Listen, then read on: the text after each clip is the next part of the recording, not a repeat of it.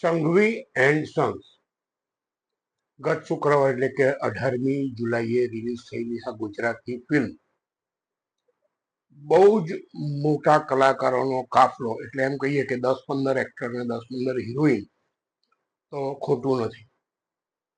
લગભગ 2 કલાક ને 40 મિનિટની ડ્યુરેશન ધરાવતી આ ફિલ્મ મૂળ તો પારિવારિક ભાવનાની વાત છે કે જે ખરેખર સુખી અને સુંદર પરિવાર છે એની અંદર હું નહીં પણ અમે એટલે કે પરિવારની વાત આવે અને એ કથા બિંદુને સેન્ટરમાં રાખીને બનેલી આ ફિલ્મ.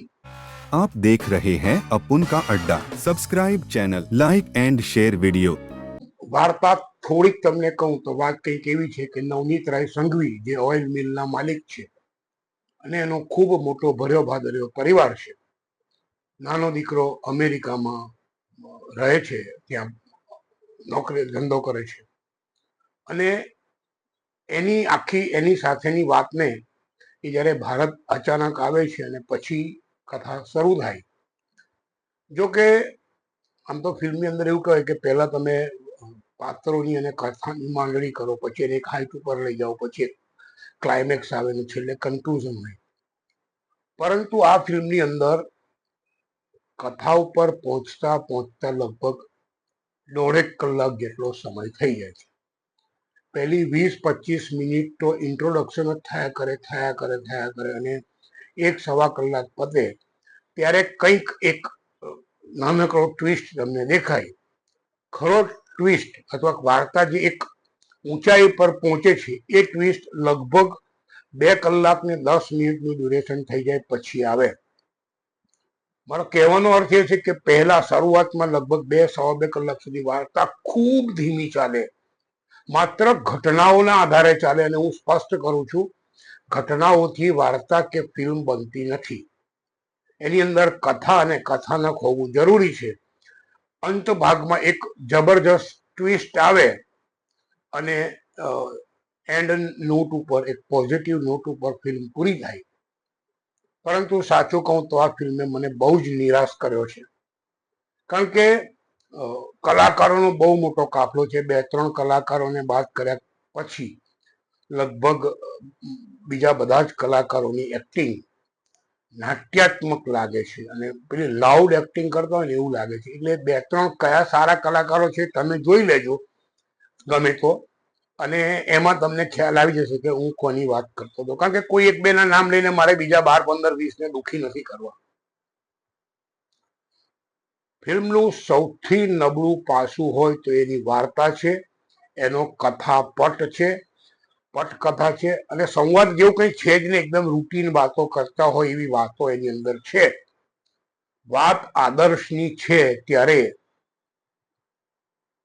માત્ર ખેંચીને ફિલ્મને 2 કલાક ને 35-40 મિનિટની કરવા કરતા આ ફિલ્મ 2 કલાકથી પણ ઓછી બનાવી હોત તો કદાચ કંઈક ઉકાળી શકી હોત. માફ કરજો, શબ્દ થોડો ખોટો વાપરું છું, પરંતુ મેં મારા 200 રૂપિયા અને 3 કલાકનો સમય આ ફિલ્મને આપ્યો છે અને પછી આટલી બધી નબળી ફિલ્મ. હા, પ્રોડક્શન વેલ્યુ બહુ જ પાવરફુલ, દરેક કલાકારોના કોસ્ટ્યુમ, લોકેશન અને એ બધું બહુ જ અધધ વાપર્યું છે. પરંતુ હું ફરી કહું છું કે હાઈ પ્રોડક્શન વેલ્યુ એ સારી ફિલ્મની કોઈ ગેરંટી નથી અને આ ફિલ્મે એ સાબિત કર્યું છે. માત્ર નાની નાની ઘટનાઓથી કે એક પરિવારમાં રહેતા હા હી હી, ઠઠ્ઠા મસ્કરી અને પારિવારિક સંબંધોને વ્યક્ત કરવાથી ફિલ્મ બનતી નથી. દિગ્દર્શક તરીકે ચંદ્રેશ ભટ્ટ પણ મારી દ્રષ્ટિએ નબળા સાબિત થયા છે. હા, અંત ભાગમાં આંખો ભીની કરાવે છે, એક ચોક્કસ પ્રકારની ઉર્જા અને એક ઉત્કંઠા ઊભી કરે છે કે હવે શું. પરંતુ 2-2.25 કલાક સુધી એકદમ ધીમી ચાલેલી ફિલ્મ અંત ભાગમાં ફટાફટ ચાલે તો ત્યારે તમને એમ થાય કે આ ગાડીનો ગિયર એકદમ કેમ બદલાઈ ગયો.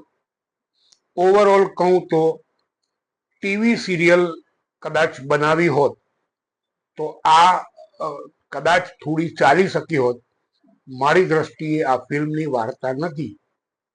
ખરેખર આ ફિલ્મ ફેબ્રુઆરી 2025માં રિલીઝ થવાની હતી.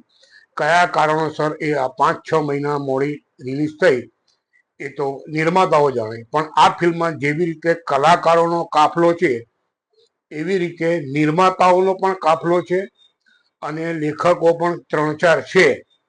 મૂળ લેખક ચંદ્રેશ ભટ્ટ છે અને બાકી બીજા બધા છે.